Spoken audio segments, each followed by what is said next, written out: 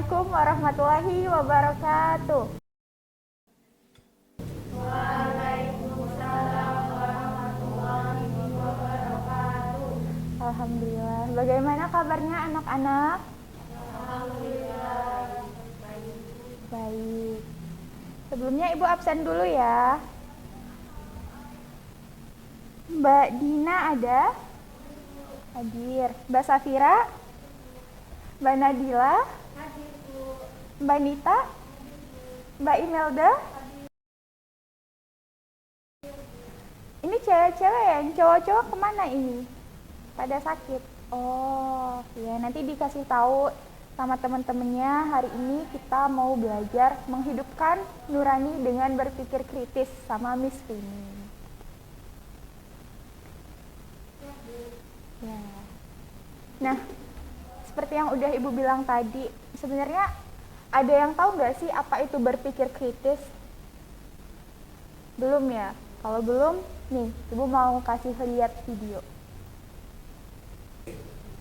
Kali ini di video pertama, kita akan membahas pengertian berpikir kritis. Tapi, sebelum kita masuk ke pokok video, mari kita pertanyakan, mengapa kita perlu belajar berpikir kritis?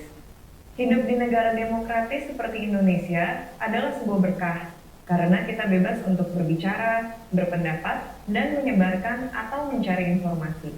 Boleh dibilang, kita tidak pernah kekurangan informasi, apalagi dengan kondisi teknologi informasi dan komunikasi yang sudah semaju sekarang. Tapi, berkah tersebut bisa juga menjadi bencana. Kalau tidak pandai mengolah informasi yang kita terima, kita bisa lumpuh karena bingung, tidak tahu mana informasi yang bisa dipercaya atau tidak. Lebih buruk lagi, kita bisa tertipu dan akhirnya melakukan kesalahan dalam mengambil keputusan penting. Nah, keterampilan berpikir kritis akan menjadi perisai kita dalam melindungi diri dari informasi yang menyesatkan dan pegangan dalam kita mengambil keputusan. Lalu, apa sih sebenarnya arti berpikir kritis? Ketika kita mendengar kata kritis, mungkin kita langsung teringat kata kritik. Akibatnya, yang muncul dalam pikiran adalah sosok seseorang yang suka menyerang hasil pemikiran orang lain. Ini terjadi karena kita keliru memahami arti kata kritis. Padahal, pemikir kritis berbeda dari tukang kritik. Seorang pemikir kritis adalah orang yang berpikir secara sistematis, logis, dan objektif dalam menilai sesuatu atau dalam membuat keputusan. Bukan orang yang suka mencari-cari kelemahan sesuatu. Beberapa contoh ciri-ciri pemikir kritis adalah tidak mudah mempercayai informasi yang tidak jelas sumbernya, tidak mudah tersinggung ketika dikritik, dan selalu menimbang sisi baik dan buruk sebelum memutuskan sesuatu. Berbeda kan dengan image tukang kritik? Nah, coba dari video tadi ada yang mau berpendapat nggak? Apa sih sebenarnya berpikir kritis itu? Ya boleh Mbak Dina, silakan.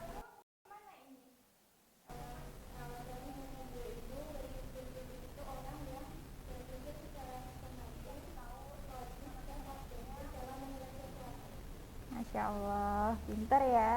Nah, kan udah tahu tuh definisinya. Teman-teman udah paham belum gimana sih sebenarnya cara berpikir kritis yang tepat? Kan tadi tuh dijelasin di videonya kalau misalnya berpikir kritis itu berbeda dengan tukang kritik.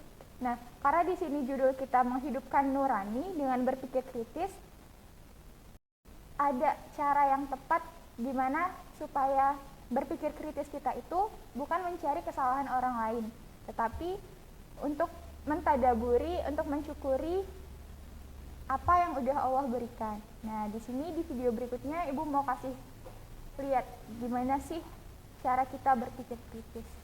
Dipahami ya? Selamat datang di video kedua Latih Logika. Perkenalkan, saya Desa yang akan memandu video kali ini. Di video sebelumnya, kita sudah membahas pengertian berpikir kritis dan kenapa kita perlu menguasai keterampilan itu. Seperti yang telah disampaikan dalam video tersebut, manfaatnya adalah kita jadi lebih lihai untuk mengolah informasi yang kita terima, sehingga kita mampu untuk membuat keputusan yang lebih baik atau tanggapan yang sesuai.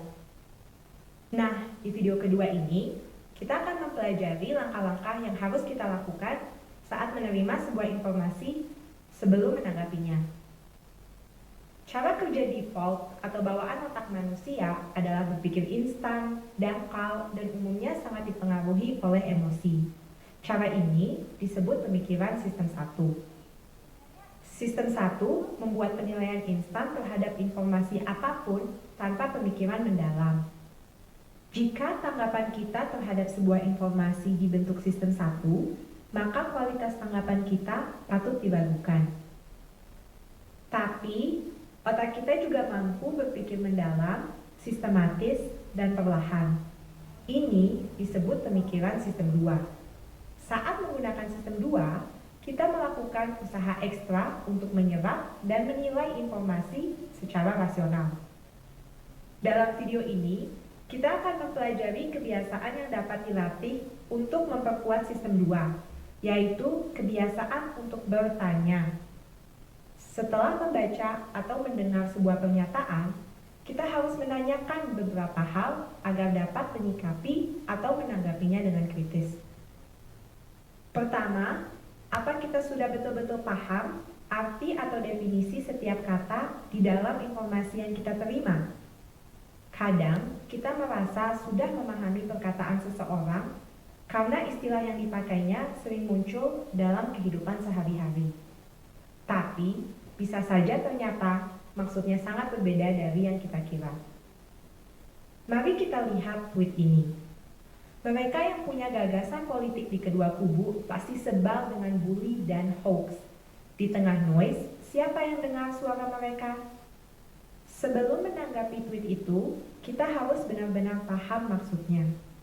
Pertama-tama, dengan cara menemukan kata-kata kunci di dalam tweet tersebut, seperti mereka, kedua kubu, bully, hoax, dan noise. Kemudian, kita pastikan bahwa pemahaman kita dan si pemilik tweet tentang kata-kata tadi sudah sama. Caranya dengan bertanya apa yang ia maksud. Dengan memahami arti masing-masing kata kunci, kita dapat memahami maksud si pemilik tweet secara keseluruhan. Setelah itu, barulah kita bisa menyikapinya dengan sesuai. Kita juga harus mewaspadai kata-kata ambigu, yaitu yang mungkin punya lebih dari satu arti. Misalnya, teman kita berkata, hanya kejahatan luar biasa yang layak diganjar hukuman mati. Sebelum kita menyetujui atau menyanggah pernyataan tersebut, apakah kita yakin kita sudah tahu apa yang dimaksud kejahatan luar biasa?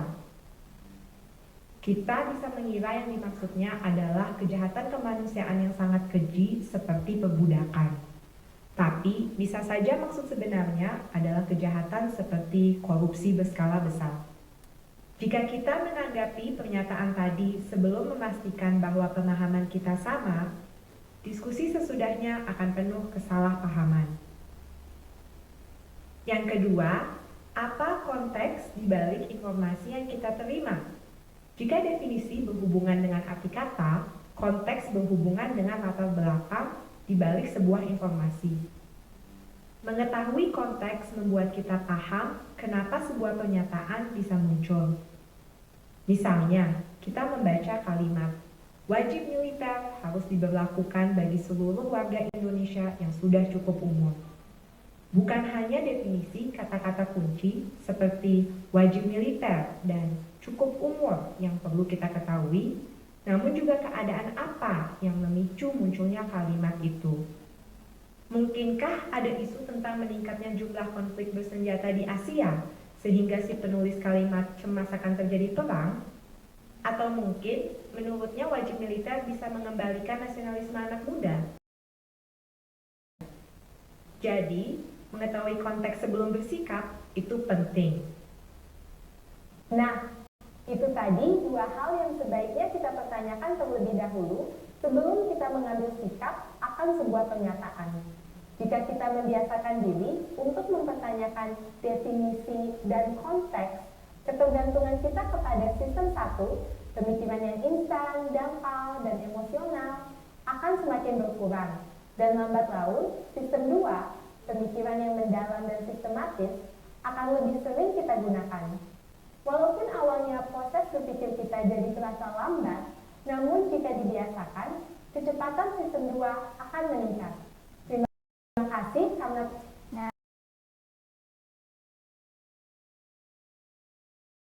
Itu tadi langkahnya, ada 2 langkah. Coba yang pertama apa yang perlu diperhatikan?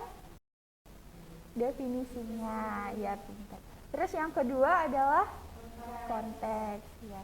Terus tadi udah definisi nih, dikasih tahu sama mbaknya. Terus yang ini langkah-langkah yang perlu diperhatikan, bagaimana cara kita berpikir kritis. Nah, sekarang saatnya kita untuk berlatih berpikir kritis. Coba, udah kelihatan belum layarnya? Udah. Coba, ibu mau anak-anak kritisilah nih gambar yang ada di HP, yang di dalam HP ini. Ada gambar apa aja nih? Banyak. Ada gambar unta. Terus ini gambar apa? Gerhana. Matahari tenggelam, senja ya. Iya bener. Terus ini 2 laut yang bersatu. Ini ada di surah apa? Surah Ar-Rahman. Surat Ar-Rahman ini 2 air laut yang bersatu. Nah, dari sini kita bisa berpikir kritis. Yang pertama, kita bisa memikirkan bagaimana sih terciptanya siang dan malam. Ini seperti gambar yang ada di nomor berapa yang 1, 2, 3, 4 yang ada di nomor 4. Bagaimana terciptanya siang dan malam, bagaimana mereka silih berganti secara teratur. Terus dengan berpikir kritis kita juga bisa menghasilkan perhitungan waktu bagi kehidupan manusia yang seperti yang sudah dilakukan oleh peneliti. Nah, semua itu jika kita dapat mengaitkannya dengan kebesaran Allah Subhanahu wa taala, itu akan menjadi suatu hal yang harus dan patut kita syukuri.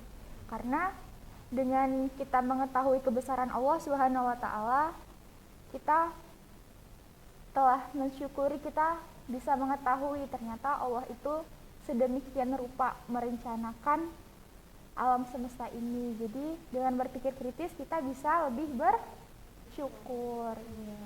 Kemudian yang kedua, dengan kita berpikir kritis dengan contoh-contoh ini, itu kita akan semakin banyak menemukan fakta-fakta yang menakjubkan. Kayak gini, kita kan taunya selama ini laut itu cuma satu warna kan.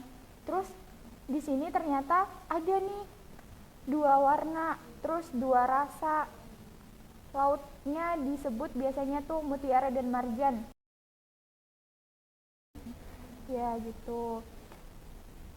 Jadi kan menakjubkan ya, dan ternyata setelah diteliti oleh peneliti, itu ada di dalam Al-Quran, dan kita sebagai umat muslim, umat Islam seharusnya lebih bersyukur. Ternyata jauh sebelum adanya penelitian, Allah tuh sudah mengatur di dalam Al-Quran, sudah disebutkan sama Allah, jadi udah di-spill tuh sama Allah gitu.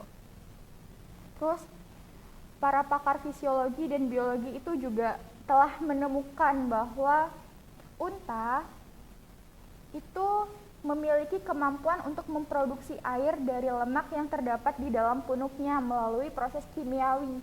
Karena kan kalau kita nggak tahu ya, mungkin sebelum adanya pakar fisiologi dan biologi, kita taunya kan di Mekah ataupun di Madinah, pokoknya di tempat yang gurun pasir gitu kan nggak ada air ya, gimana kita bisa hidup, sedangkan separuh dari tubuh kita itu air gitu. Ternyata setelah ditemukan oleh pakar fisiologi dan biologi, itu punuk unta menyimpan ataupun bisa memproduksi air gitu. Masya Allah ya. Oke. Selanjutnya ibu mau kasih tahu, ternyata Quran surat Ali Imran ayat 190, ayat 191 itu juga udah menyebutkan, yang artinya bahwa sesungguhnya dalam penciptaan langit dan bumi dan pergantian malam dan siang itu terdapat tanda-tanda kebesaran Allah Subhanahu wa taala bagi orang-orang yang berakal, yaitu orang-orang yang senantiasa mengingat Allah Subhanahu wa taala dalam keadaan berdiri, duduk, dan berbaring, dan memikirkan penciptaan langit dan bumi. Kemudian arti dari Quran Surat Ali Imran ayat 191, ya Tuhan kami, tidaklah Engkau ciptakan semua ini dengan sia-sia. Maha suci Engkau, lindungilah kami dari siksa api neraka. Jadi apa yang bisa kita ambil dari surat Ali Imran ayat 191 ini? Tadi kan Ibu udah menunjukkan bahwa ada nih rotasi pergantian siang dan malam. Ternyata sebelum para ilmuwan mengetahui bagaimana cara berotasi, itu di surat Ali Imran juga udah dijelaskan selain surat Ar-Rahman tadi. Nah, sekarang kita bisa ambil kesimpulan bahwa tidak ada satupun ciptaan Allah Subhanahu wa Ta'ala itu yang sia-sia. Semuanya pasti mengandung makna, manfaat, dan pelajaran yang berharga bagi kita yang mau merenungkannya. Oleh karena itu, di saat kita berpikir kritis, kita bisa menjadi pribadi yang lebih bersyukur dan mampu merenungkan apa yang udah diciptakan oleh Allah Subhanahu wa Ta'ala. Dan ingatlah, orang yang cerdas menurut Rasulullah Shallallahu Alaihi Wasallam itu adalah orang yang berpikir jauh ke depan. Kalau bahasa sekarang itu visioner gitu, sampai pada kehidupan di akhirat. Kemudian mengisi hidupnya sebagai bekal kehidupan kedua itu. Jadi kan kita cuma sementara ya di dunia.